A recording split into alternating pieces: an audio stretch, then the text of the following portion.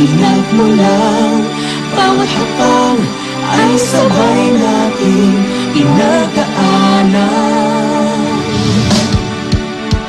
Natin na natin ang gustong panuunan.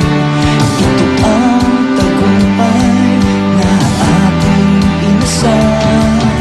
Sikap ang ating pinuhunan, lakas natin ay pagmamahal ang pinagkunan.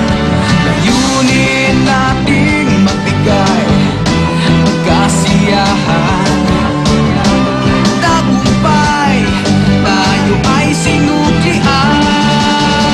Ipagmalaki ang tagumpay, taghin ang sayang walang kamatay.